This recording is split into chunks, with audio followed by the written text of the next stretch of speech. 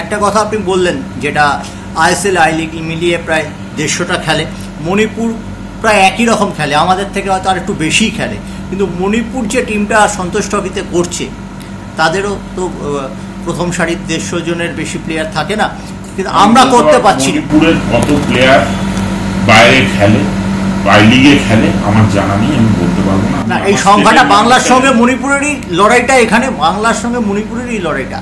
একে যদি কোনো বছর আপনার কাছে কি এটার কোনো কনফার্মেশন আছে? একদম, একে যদি মণিপুর থাকে, দুয়ে বাংলা থাকে, বাংলার মণিপুরের মধ্যেই লড়াইটা, যে কার বেশি প্লেয়ার আই লিগ এবং আইএসএল এ খেলছে প্রত্যেক বছরের রেজিস্ট্রেশনের পরে তাই দেখা যাচ্ছে যে একে বাংলা আকচি লড়াই আছে। এই প্লেয়ারগুলো কিন্তু শুধু মণিপুরের নয়, তার মধ্যে মণিপুর আছে, মিজোরাম আছে, অন্যান্য স্টেটও রয়েছে।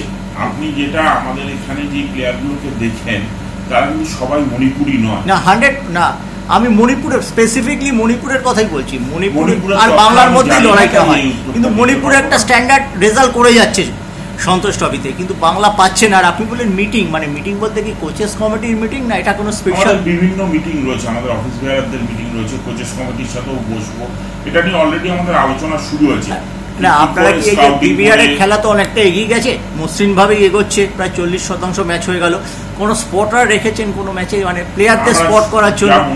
আমরা সব করছি। হ্যাঁ, আর এবারও কি আমরা গত 2 বছর দেখেছিলাম, আমাদের তিক্ত অভিজ্ঞতা হয়েছিল, যারা লিগে দায়িত্বে আছেন তাদেরই কোচ করা হয়েছিল, আপনারা ভেবেছিলেন তারা টাচে আছে, কিন্তু দেখা গেল কাস্টমস গত বছরে ভবানীপুরে 8 জন প্লেয়ার চলে গেল, তার আগের বছর কাস্টমসের 6 জন প্লেয়ার চলে গেল, আলটিমেটলি দলটা কিন্তু রেজাল্টটা ভালো হয়নি। এই জায়গাটা কি ভাবছেন? আপনাকে একটা কথা বলি, আপনি যে এই কথাটা বলছেন, যখন বিশ্বজিৎ ভট্টাচার্য টিম নিয়ে গেছে, উনি কম্পারেটিভলি আনকোরা প্লেয়ার নিয়ে গেছে, তখন কথা উঠেছিল, মিডিয়া আপনারাই প্রশ্ন করেছিলেন কেন সিনিয়র প্লেয়ারদের নিয়ে যাচ্ছেন না।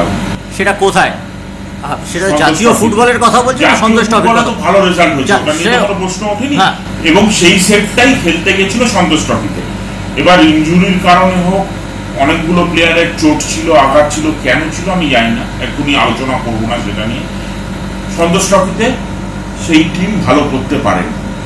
তারপরের বছর যখন করা হলো, তখন কিন্তু সিনিয়র প্লেয়ারদের নিয়ে করা হলো, যারা একটা উচ্চ পর্যায়ে অবধি ফুটবল খেলেছে, সেই টিমটাও ভালো রেজাল্ট করতে পারেন। এবার যেটা আমি একটু আগে বলছিলাম, যে টিম কি রেজাল্ট করবে সেটা সম্পূর্ণভাবে ডিপেন্ড করে প্লেয়ারদের ওপরে, তারা মাঠে গিয়ে নিজের কতটা খেলা দিতে পারছে এবং কতটা ভালোভাবে খেলতে পারছে।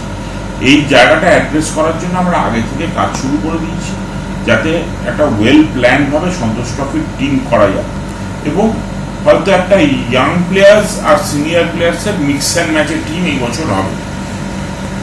সেটা ফাইনাল ডিসিশন করবে কোচ, সেই ডিসিশনটা কিন্তু আইএফএ নয়। আপনাকে এটা বুঝতে হবে যে টেকনিক্যাল ডিসিশন আইএফএ নেয় না, ডিসিশন নেয় কোচ এবং টেকনিক্যাল লোকজনরা। আইএফএ কাজ হলো টিমটাকে সম্পূর্ণভাবে সাপোর্ট দেয়া।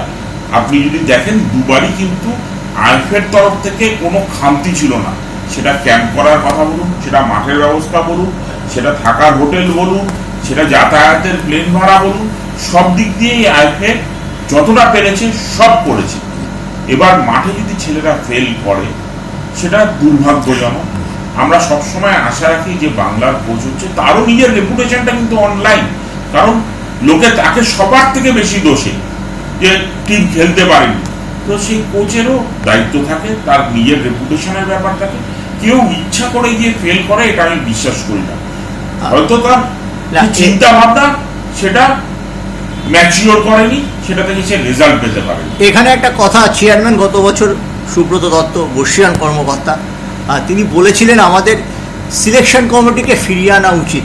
এজিএম হয়ে যাচ্ছে, আপনার গুরুত্বপূর্ণ 50% ম্যাচ এজিএম হয়ে যাওয়ার পরেও বাকি থাকবে, সিলেকশন কমিটিকে কি ফিরিয়ে আনা কোনো সম্ভাবনা আছে?